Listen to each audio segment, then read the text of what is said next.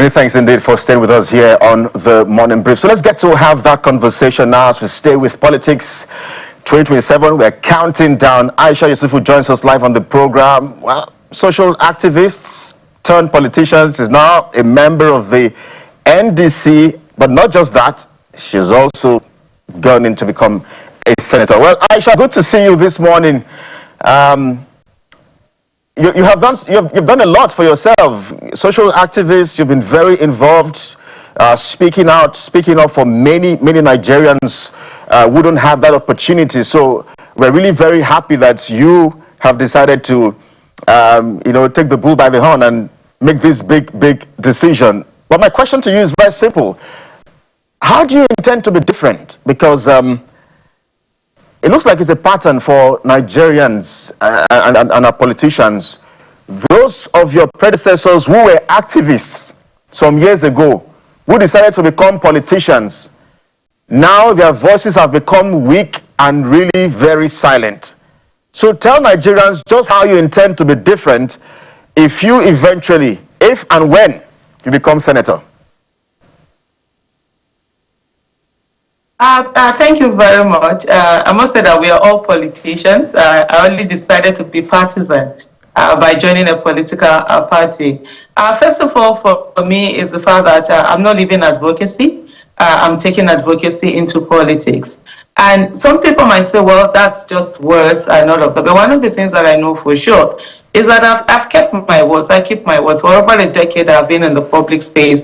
When I decided that I was going to start making demands and advocating, I have indeed kept my words through 3 administration, be consistent in the things that I do. But I think it's quite unfair when we continuously pick out activists, advocates, and keep saying that, oh, so and so person have been this so and so and activists have been in government and they haven't done well. Margaret Ekpo was an activist, she got into government. Fumilara Kuti was an activist, got into government. She never changed. These women never changed. And there are quite a number who haven't. We keep using the examples that we see. If, for example, I was a medical doctor sitting here, nobody is going to remind me of medical doctors who have entered into office and failed. But I do understand that. For me, I hold myself to higher standards than I hold others. And currently, like I've also put out, there are about 7 bills that I would like to propose that basically right now are focused on Abuja people. And I could just read out some of those, the 7 bills for you to say, this is not something that wishful thinking I'm just trying to get into. We're looking at the Abuja infrastructure bill, Abuja resident security bill, Abuja resident empowerment bill, the FCTA accountability bill, you have the indigenous right and land protection bill, you have the free maternal care bill also, and the Abuja education bill. These are some of the bills that I would love to propose if given the opportunity by the people of Abuja. So and you have decided to go for a seat that is occupied by a fellow woman, your gender as well. What happened to women supporting women? So this is the same thing. Is this bias that I find them, a bit disconcerting, right? If I was a man sitting here, you wouldn't be asking me what happened to a man. So what happened to men supporting men? No, so that's I'm having to ask that because in the Senate, I think we have only 4 women. So the argument is that perhaps maybe you should have gone for another position, not trying to unseat a fellow woman. So that's why and I know that there's this thing which you are also very involved about the women's representation at the National Assembly.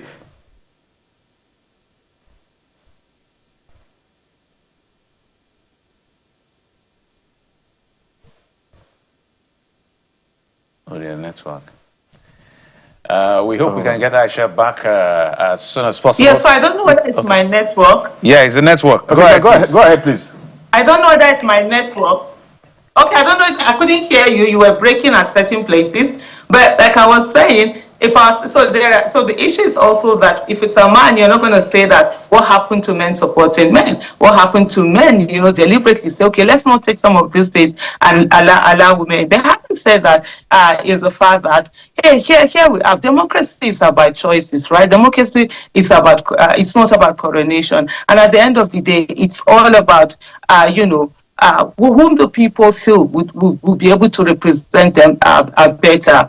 Senator Kingibe absolutely has my respect. She's my big auntie. She's one I respect very well. At the same time, also, it's for Abuja people to say, hey, they see what's happening right now, the situation that we have in terms of security, in terms of one chance, going on, in terms of the fact that we have a situation whereby there's no accountability, for example, from the minister, because there are no laws mandating that. The things that are on ground, in fact, in looking at the issue of insecurity that we've had to deal with, looking at the issue of infrastructure and all of that, are Abuja people satisfied with that? If they're satisfied with the current state of things, then definitely it's a democracy. They will vote for her. If they feel otherwise, then they will say, okay, let them go ahead and vote for an Aisha Yesufu. But by the way, that would happen when Aisha Yesufu, first of all, gets her the ticket of her party. So that's, for me, that's the first thing that needs to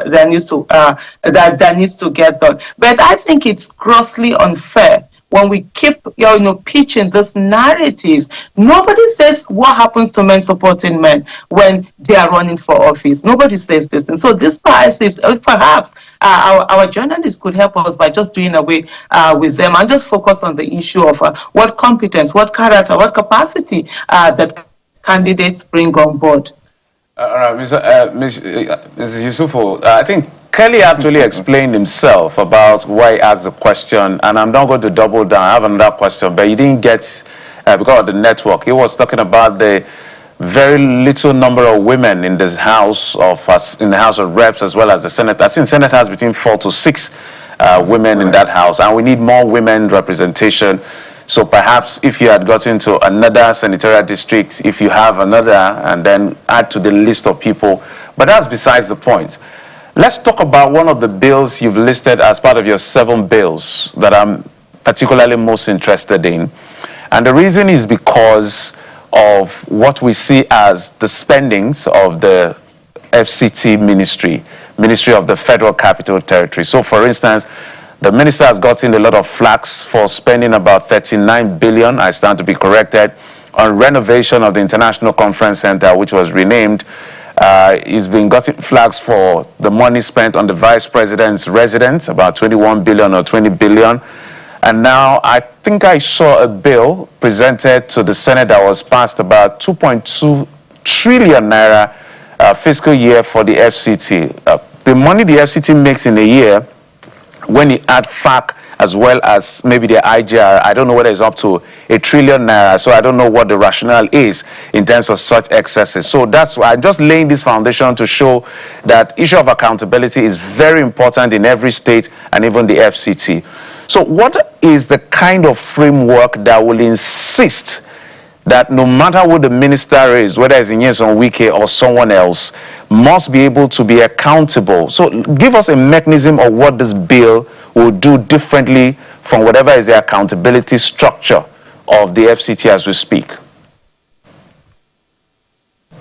Okay, so basically, when you have laid down rules and regulation and laws, especially when they are codified, that states that before anything is done, these are the accountability mechanism that has to be in place. You have to be accountable to the people of Abuja. Yes, we do not have a state house of assembly that sort of like acts as a watchdog over what the executive is doing to an extent. But then for every contract that is going to be done, for every project that is put out there, for every demolition or whatever it is that has to be done, there has to be a process that are laid down and which has to be followed. And in doing so, it then ensures that there's a certain kind of limitation that is placed on the minister, so that you don't have someone, even though this person is not voted and is not accountable to the people, but then there are laid down laws that then ensures that this person becomes accountable, to the people. Yes. And so you have the bill will go on and expatiate on that. Yeah. Yeah, because what I'm trying to say, so the budget is a spending limit structure. It's called a fiscal appropriation bill. It's a spending limit that has been put out to say, we are going to spend this amount. And when we look at what we're spending, we can say this is what we'll raise, this is the deficits, and this is how we're going to fill that deficit, this is our expenditure. And then there's an appropriation act, the Procurement Act, that talks about how contracts are awarded, the measures and the standards and all the things that are looked at when it comes to contract. So I wanted to find out in specific terms, are you saying that, so for instance, let me give you an example. You're saying if the minister has to spend, if there's an appropriation of 2.2 trillion as it is now, if the minister has to spend anything beyond maybe $1 billion or 500 million, he has to resort back to a certain group of persons or the Senate. The checks, the nitty-gritty of that check and balance is what I want to find out I want to find out whether your bill, your proposed bill, if you make it to the Senate, captures. Hello? Can you hear me, madam? Yes, I'm trying to, the network is a bit shaky. Can you go ahead? I'm trying to get... Okay, I'll just paraphrase quickly. I was explaining, can you hear me? Let me establish that you can hear me clearly first. Can you hear me, madam? Hello? Well, oh dear. We hope we can you let me try one more time. If we don't get it, we'll come back to you again. Can you hear me clearly, madam?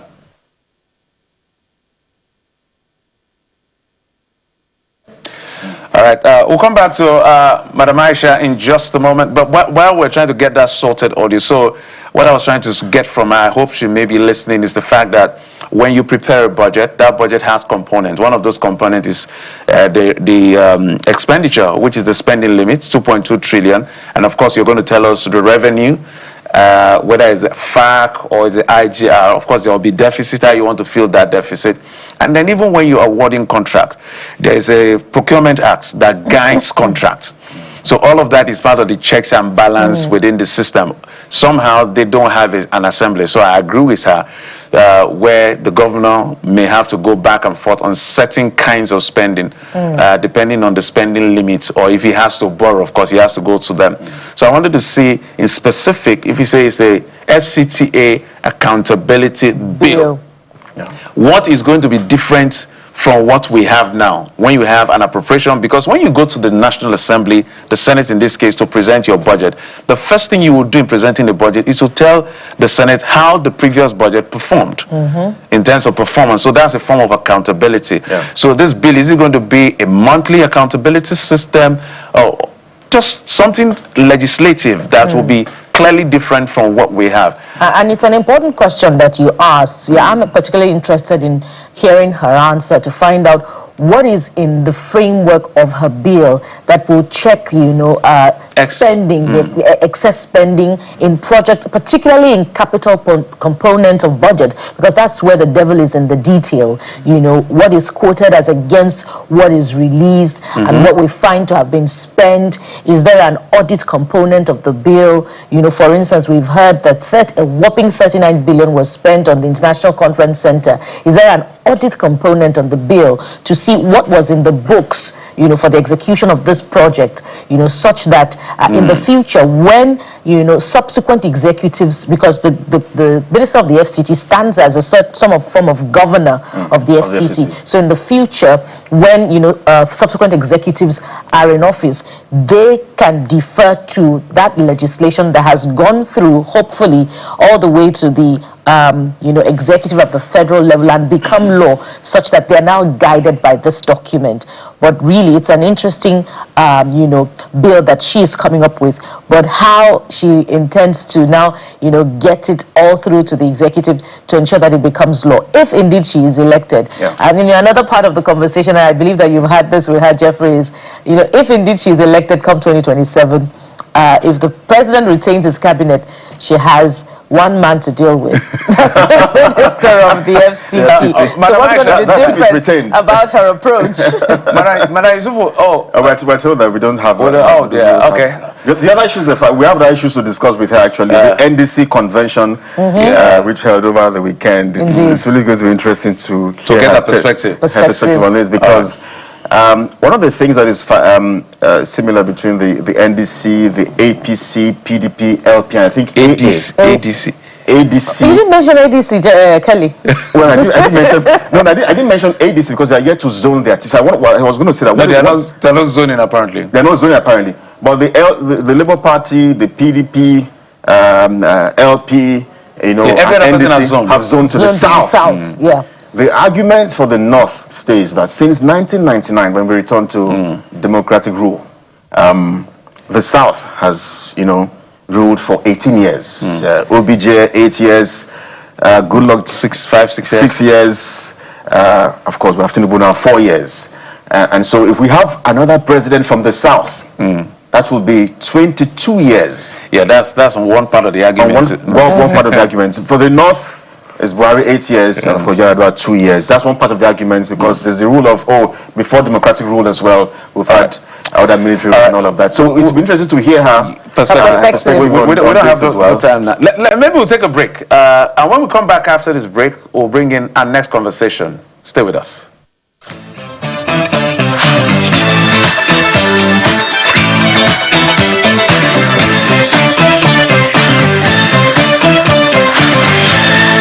Let's switch gears now, and before we begin to wrap up, I'm bringing Aisha Yesufu. She was on the program, but network connection. Madam, good to have you back. This is Fights to Finish. I'm happy you're back again. Thank you so much. Can you hear me now? Yes, I can hear you, but can you hear us? Can you hear us? Yeah, I can hear you. Great. Yes, I was actually, just one question, if you can, just to say, what exactly will be different in this accountability bill, which I said I'm particularly interested in, and I'm sure a lot of Nigerians, and I gave you a premise of spending that needs accountability. Because when they go back to the Senate to present new budget, they will account for how they spent the previous one. There's also the Public Procurement Act that checks contracts and all of that. So I wanted specifics as to what will make this accountability bill totally different and a game changer, so that there is no excessive spending. Okay, thank you very much. So some of the things that will make it different will be the fact that the National Assembly, as well as the residents of Abuja, will have sort of like an oversight function over the ministry and what it does, the FCTA. So a limit will be capped on spending, certain spending, and it must go for the National Assembly for approval. And at the same time also, you have the Auditor General, the FCT Auditor General, being able to check what is going on. To also have like what do you call it, an ombudsman, like a public advocate office, where citizens can also go there, ensure giving their complaints and on the issues that are going on in terms of the contract that are being on or any other thing, and then there would be sort of like an investigation into those things that are going on. Beyond that also is that every contract, law must be mandated that every contract must be published on the portal, so that where citizens can go in and check everything, every spending, everything that is going on, and there should also be stages towards the award of all of this. But when we are talking about accountability, one of the things that is also very big in Abuja is on the issue of land. There should be a land register. People should know who is getting what is it about when the demolitions are going to be done, what are the things that have been put in place, where is the place, and there must be notice, sufficient notice, and there should be sort of like not at the discretion of the ministry or of those in charge of demolition, but there should be law that mandates certain number of days on the things before any demolition we go on. Yeah, so there are other just saying that. Yeah, my apologies. Are you saying something? Yeah, we're totally out of time. We just needed to get your view on that. I'm so sorry about that. Can you hear me? Just before I let you go, 30 seconds. So, Rosa, you're in the wrong party. Do you agree? I'm already laughing for saying. Well, if that, all of us. You wanted in the AAC. I'm not in the wrong party. I think maybe when you are paid to show whatever, but maybe you should market the party more, not to be like, you know. Let's switch gears now, and before we begin to wrap up, I'm bringing Aisha Yesufu. She was on the program, but network connection. Madam, good to have you back. This is Fights to Finish. I'm happy you're back again. Thank you so much. Can you hear me now? Yes, I can hear you, but can you hear us? Okay. Can you hear us? Yeah, I can hear you. Great. Yes, I was actually, just one question, if you can, just to say, what exactly will be different in this accountability bill, which I said I'm particularly interested in, and I'm sure a lot of Nigerians, and I gave you a premise of spending that needs accountability. Because when they go back to the Senate to present new budget, they will account for how they spent the previous one. There's also the Public Procurement Act that checks contracts and all of that. So I wanted specifics as to what makes this what will make this accountability bill totally different and a game changer so that there is no excessive spending.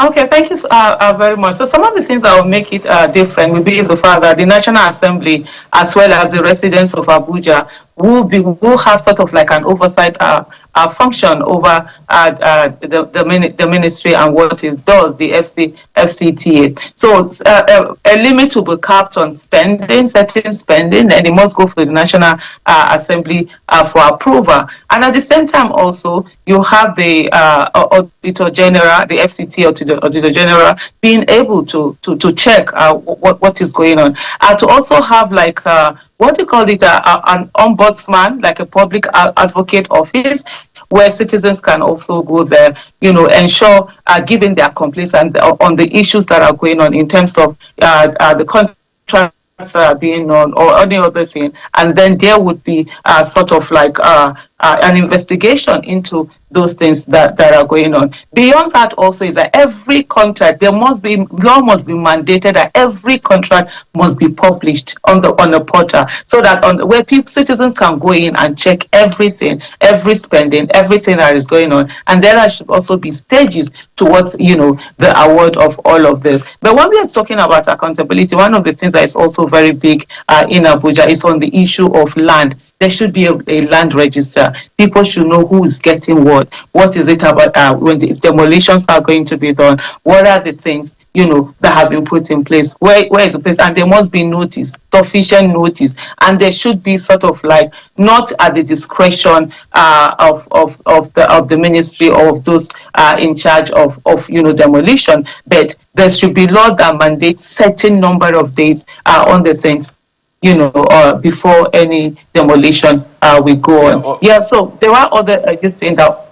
Yeah, my apologies. Are you saying something? Yeah, we're totally out of time. We just needed to get your view on that. Oh, I'm so sorry about that. Yes, just before I let you go, 30 seconds. So, Rosa, you're in the wrong party. Do you agree? I'm already laughing for saying. Well, if that, all of us. You wanted in the AAC. I'm not in the wrong party. I think maybe when you are paid to show whatever, but maybe you should market the party more, not to be like, you know, a one-person party and tell us all come and join. All right. Aisha Yesufu, thank you. I appreciate it. Thank you for coming on the program. Thank you.